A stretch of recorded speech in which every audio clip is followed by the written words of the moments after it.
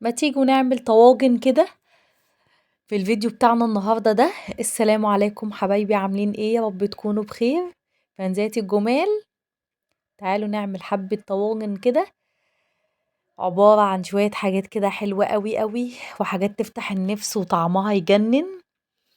طاجن رز معمر وطاجن خضار في حتة تانية خالص. تعالوا بقى نجيب المقادير ونجيب الطواجن بتاعتنا، كل حاجة كده قدامنا على الرخامة، ونشوف عملنا ازاي وايه اللي حصل معانا النهاردة في الفيديو. جبنا بقى الطواجن بتاعتنا اللي هنحط فيه الرز واللي هنحط فيه الخضار. معايا نص كيلو من الرز مغسول زي ما انتوا شايفين كده، ومعايا الخضار برضو. مجهزة كل حاجة، كل حاجتي قدامي. وفجأة هيحصل معايا دروب ما كنتش متخيلاه وما كنتش باصة في الساعة.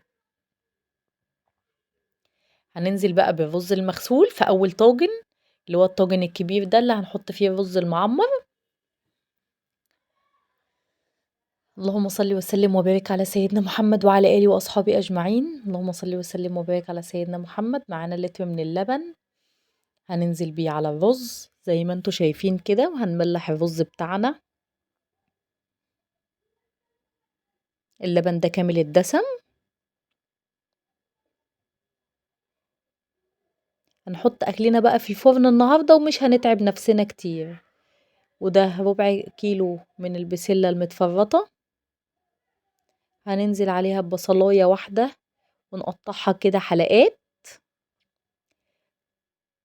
وننزل بقى التوابل بتاعتنا، فلفل اسمر، كزبرة، شوية من البابريكا، حبة من التوابل، 7 بهارات كده، رشة كده خفيفة. وهنقطع بقى البطاطس بتاعتنا. هنقطع البطاطساية، معايا بطاطساية واحدة وجزراية واحدة وربع كيلو من البسلة المتفرطة، وحبتين طماطم هقطعهم كده حلقات واحطهم على وش الطاجن. وقطعنا بقى الجزر حلقات، وقطعنا برضو البطاطس مكعبات.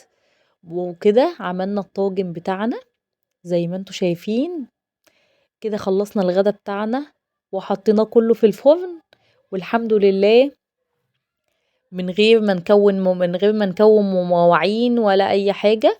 كل حاجة كده ني في ني، من غير بقى ما تسبكي ولا تقفي على البوتاجاز ولا اي حاجة. حطي الاكل بقى بتاعك في الميكروويف او الفرن بتاع البوتاجاز، ورشي عليه شوية زيت كده من فوق، وهتاكلي بقى خضار سوتيه. المفاجأة بقى ان انا ما كنتش باصة في الساعة قبل ما ادخل المطبخ، ما كنتش مركزة في الساعة، والنور قطع عليا وانا بحشي الفرخة زي ما انتوا شايفين. وحشيتها في الضلمة وسويتها كده في الضلمة، والنور قطع عليا يا جدعان. وده عملت بقى برام كمان، بس ده كنت عاملاه بالقشطة مظبطة شوية. جبت برام كمان وحطيت عليه بعد ما النور جه. حطيت عليه معلقتين كده كانوا عندي قشطة من التلاجة، كانوا في التلاجة يعني.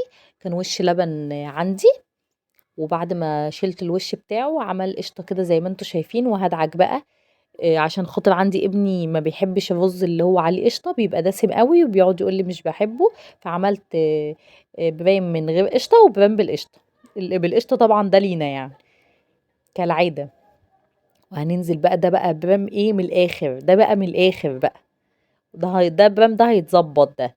اما التاني ده بقى بتاع العيال، ما بيحبوش الكلام بتاع زمان، السمنة الفلاحي بقى والزبدة والقشطة.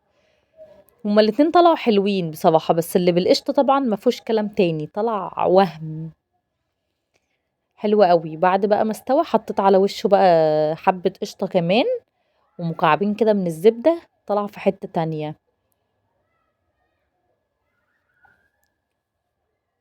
سيبكم بقى تتفرجوا على البسلة اللي انا كنت عاملاها والفرخة المحمرة بعد ما حمرتها. فيديو جديد من مطبخ ياسمين. باي باي.